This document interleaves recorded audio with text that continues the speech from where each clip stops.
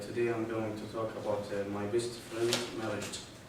So I'm going to keep this somewhat short because Socrates made a long speech and his friends killed him. They say good things happen to good people. Well, today is one of the days, and Abdul and Nicole are two of these people. For those who haven't had the pleasure of meeting me, I'm Muhammad, and I have had the privilege of knowing both of the bride and the groom for more than 3 years. I met Nicole in the underground park of a Surfers Paradise Hotel in Florida. It was a clearly very classy moment. I don't think either of us knew we'd meet a kinder spirit until I pulled out my overnight bag and Nicole fell in love with my wardrobe and my insurmountable need over bag for every occasion. As many of you know, what happened in a tour stay in a tour. I can't go into many details. Suffice to say that Surfers Paradise have never been the same, and neither have I. Nicole is without doubt one of the most amazing people I know. She is kind, loving, funny, and fierce. Her warmth and generous nature draw people to her. She is generous, brave, and full of love. I was lucky enough to know Nicole. She met Abdul, and I am more than a little embarrassed to admit I don't actually remember meeting our groom. I just remember him suddenly become a permanent and most welcome fixture in our lives because he became my roommate at university dorm.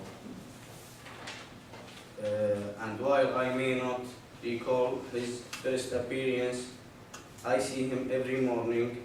They were both different from each other, but somehow they both were the craziest dude you can have.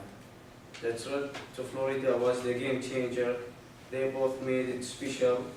Then one spring break after a drink or two, our blushing bride look matters into her own hands, and I will revert to using her own words here, given unsuspecting Abdul the heck of his life. Did the best thing of proposing her. It's safe to assume it was a beauty. I believe she had more contact with his chin than she did his lips. That's not to say there haven't been a battles.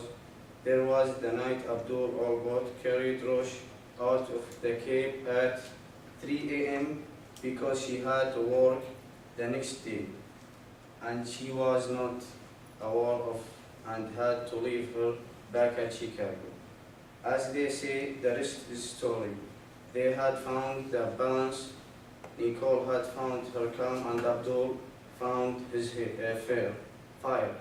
And yet here we are celebrating a love that has survived drone and disorderly conduct, overseas vacation, habitation with family members, and best friend that just won't bugger off.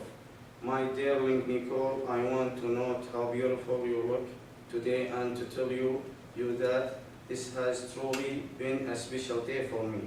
Abdul, my best buddy, I want to thank you for loving my friend. There is no one who can do it as well as you. I have seen the joy you both bring, not only for each other, but for the family and the people you chose to surrender with. I know I speak on behalf of this whole political party when I say what amazing privilege it was to stand beside you, vote to spend your lives together. As someone who is yet to be married, I struggle to know what words of wisdom to impart on the special day. Painters taught me that love isn't a perfect. It is a short word, easy to spell, difficult to define, impossible to live without. It isn't a fairy tale, and it doesn't always come easy. It's about overcoming obstacle, facing challenge, fighting to be together,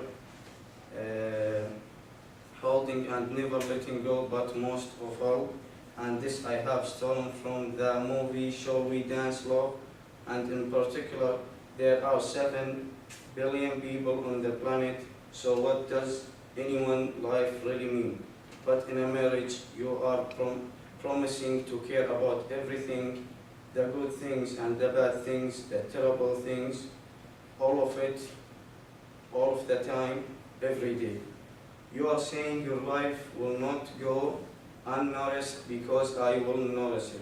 Your life will not go unwitnessed because I will be your witness. And on that note, I ask you all to rise toast to my best friend Nicole and Abdul. Thank you for listening.